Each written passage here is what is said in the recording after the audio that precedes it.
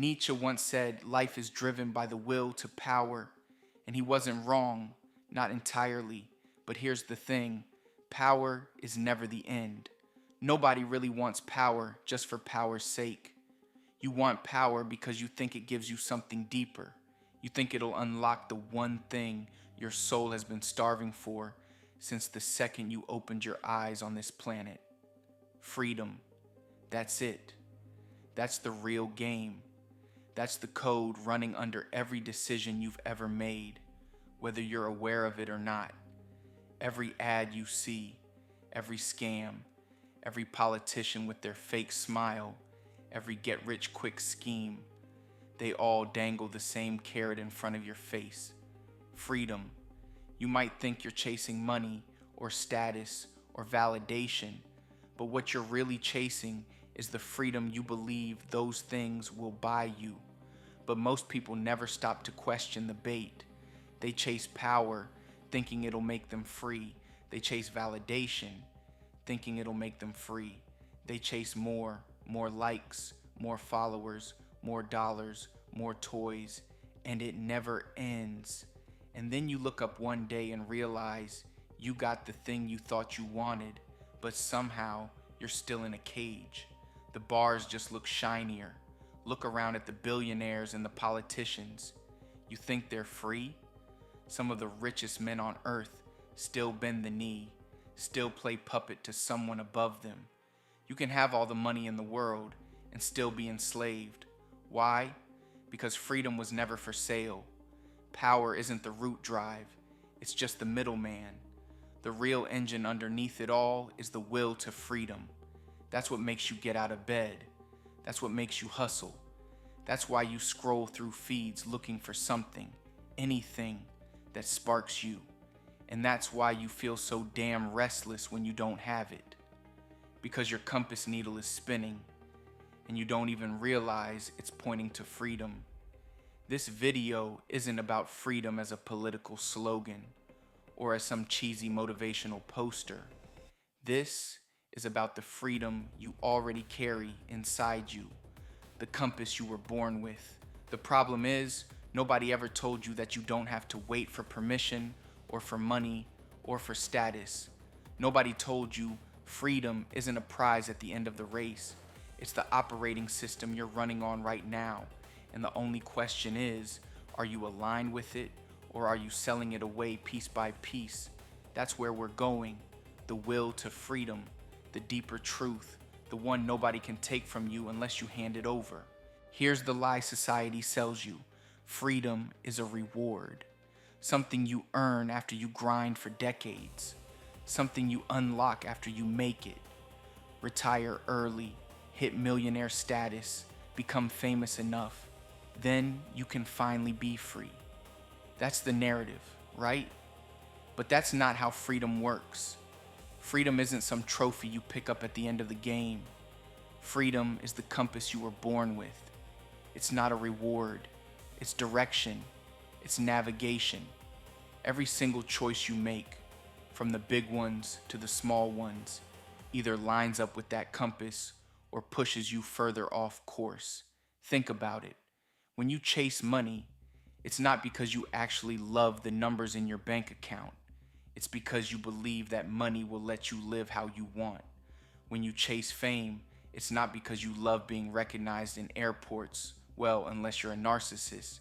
It's because you believe fame will give you freedom from obscurity, from irrelevance. When you chase validation, it's not because you care about the compliments themselves. It's because you think being validated will free you from self-doubt. But none of those things actually deliver. They're counterfeits. They're temporary hits that drain you more than they fill you. Because the real freedom, the only freedom that matters, doesn't come from external prizes. It comes from alignment with your inner compass. You felt it before. Those moments when you said no to something that didn't feel right, even though everyone else told you to say yes. That sense of relief, that's your compass. Or when you finally committed to something that scared you, but you knew it was authentic. That rush, that was your compass snapping back north. But most people ignore that compass.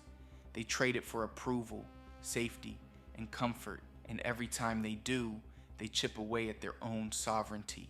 They don't realize freedom isn't something you chase, it's something you guard.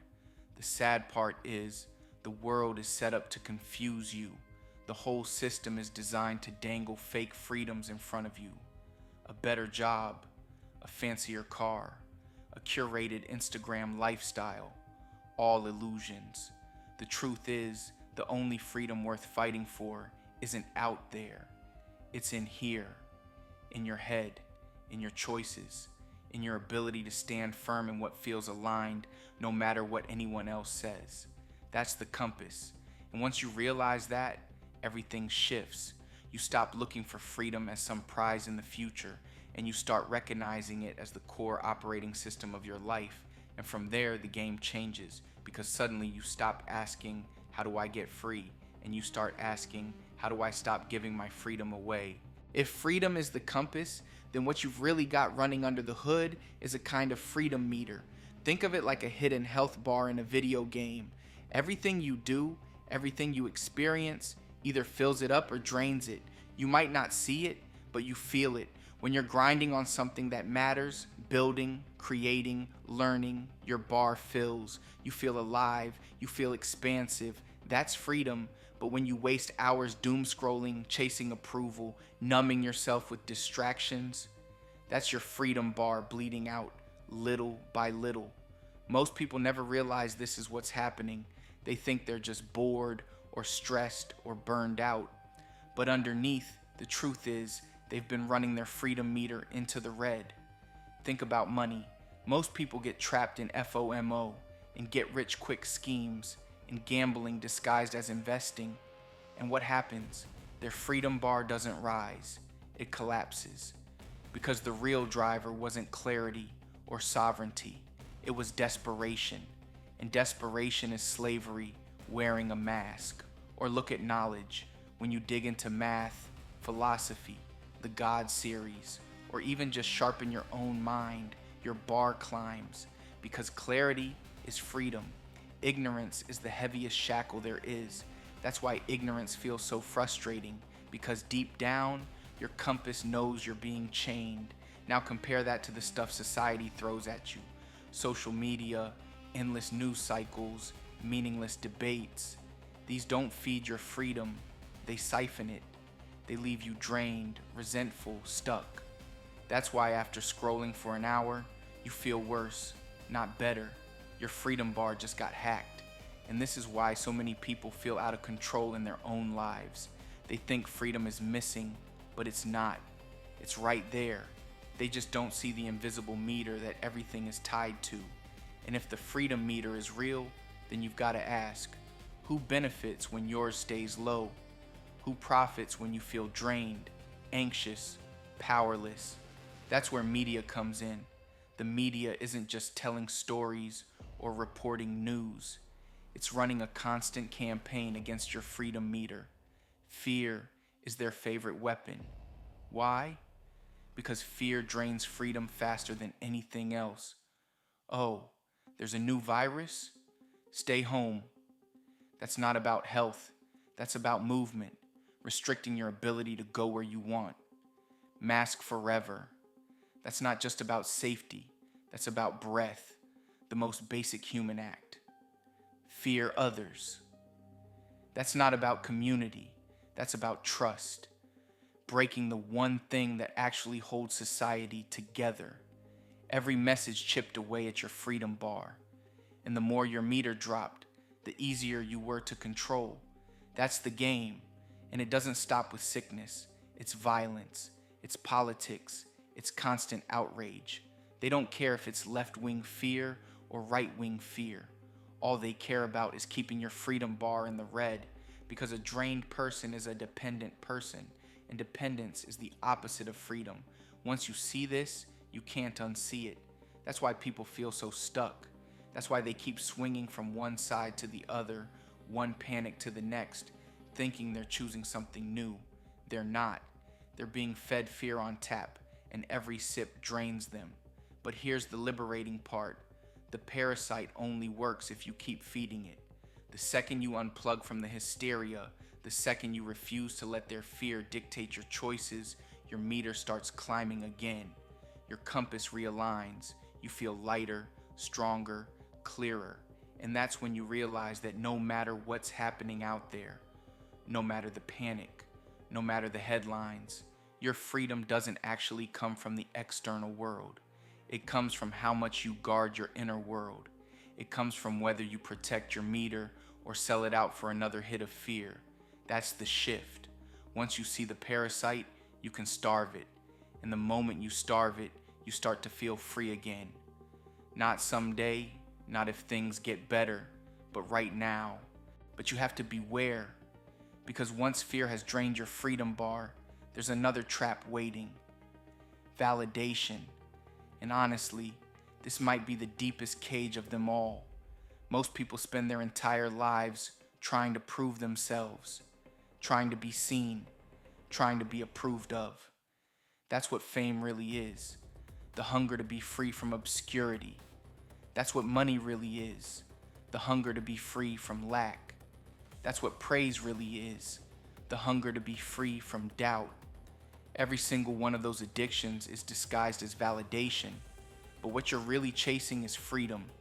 You think validation will hand it to you, but the sick twist is validation doesn't free you, it enslaves you, because the second you need someone else to clap for you in order to feel whole, you've already lost. You've given them the keys to your cage. That's why no amount of likes is ever enough. That's why no paycheck ever feels final. That's why no applause ever satisfies. It's all just more chains, heavier than before. And deep down, you know it. That's why it feels so exhausting. That's why chasing validation drains you more than rejection ever could. Because every time you do it, your freedom bar plummets. You're not just living your life anymore.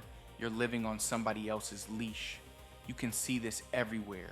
People dressing for validation, posting for validation, even thinking for validation.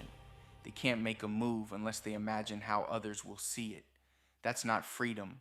That's slavery dressed up with a spotlight. The irony is brutal. The louder people scream, "Look at me," the more chained they are. The influencer who can't unplug without losing her audience. The CEO who can't step away without the stock collapsing. The artist who can't evolve because fans demand the same song forever. On the surface, they look free. Underneath, they're prisoners of their own validation loops. The only real freedom is when you no longer need to be seen. The second you stop caring about validation, the chains start to dissolve. Because the cage was never physical. The cage was your need for permission. So the question isn't, how do I get validated? The question is, why do I believe I need it at all? Once you flip that switch, validation becomes irrelevant. You don't chase it. You don't fear it. You don't even think about it. And that silence, that peace, that's what freedom feels like. And this is the part most people miss. Because even if you see through the scams, even if you unplug from the fear, even if you drop the need for validation, there's still this lingering belief that your freedom depends on the outside world. Like if the conditions around you change, your freedom changes too. But that's not the truth. The truth is, freedom isn't external at all. It's internal. And once you really see that, everything changes. Look at history. Boethius, thrown in prison, sentenced to die.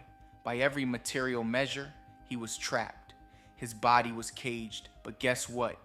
His mind wasn't.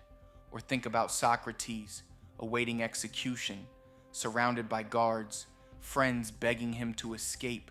He could have run, but he didn't need to, because he was already free. No prison, no poison, no decree could touch that. That's the secret. Freedom is mental, not material. You can lose your job, lose your house, even lose your physical liberty, and still remain free if your mind is unchained. On the flip side, you can win the lottery, build an empire, buy every toy in the catalog, and still be enslaved if your mind is trapped in fear, validation, and ignorance. At the core, you are a monad, a soul, a mind, a point of infinite energy and freedom. By definition, No one can own that but you. The body is temporary. The physical world is temporary. But the mind, your mind, that's eternal. And eternity is freedom. So why don't people feel it? Because they forget. They allow themselves to be hypnotized by appearances, distracted by fear, chained by fake desires. They believe freedom can be taken from them because they don't realize they're the source of it in the first place. That's why the system works so well. That's why media, politicians, influencers all thrive, because they convince you that freedom is out there somewhere waiting to be bought or earned. But the truth, it's in here. Always has been, always will be. And once you see that, nothing can touch you. Lock you up? Fine. Your mind still thinks, still imagines, still creates. Cancel you? Fine. You don't need their validation anyway. Take your money? Fine.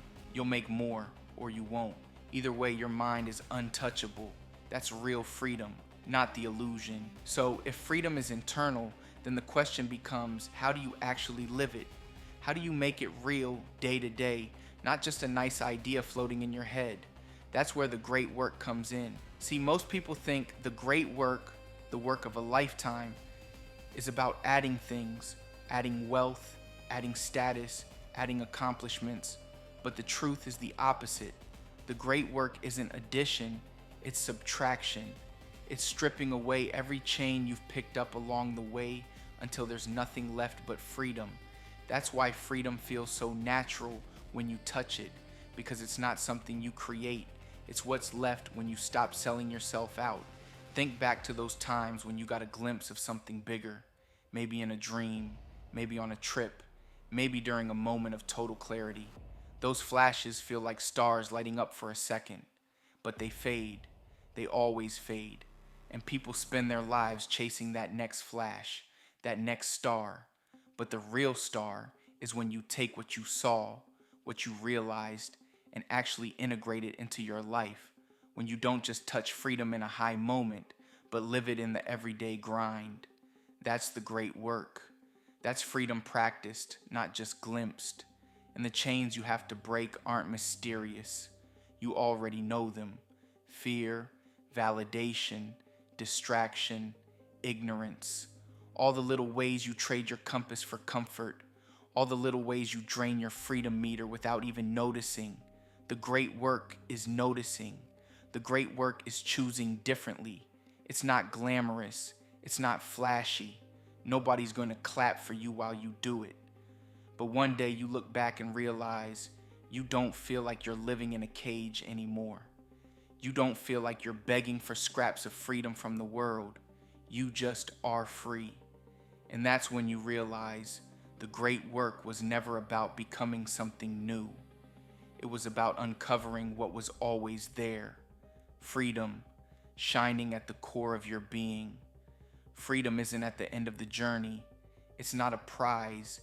It's not waiting for you on some mountaintop after years of grinding. Freedom is the journey. Freedom is the compass. Freedom is the great work itself. Everything else, power, validation, comfort, those are just apps. And like apps, they can crash, they can glitch, they can get deleted overnight. But the operating system, that's always there. And the operating system you're running on is freedom. The tragedy is most people never realize it. They spend their entire lives trying to download the newest app, thinking it's going to fix everything. But the apps don't matter if the operating is corrupted, and that's what the system banks on.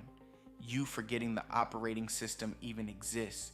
But once you see it, you can't unsee it. You don't chase freedom anymore. You live from it. You protect it. You align with it.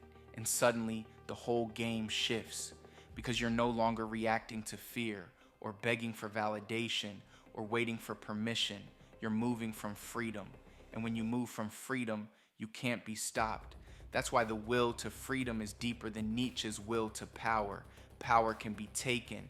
Power can be lost. Power can corrupt. But freedom is eternal.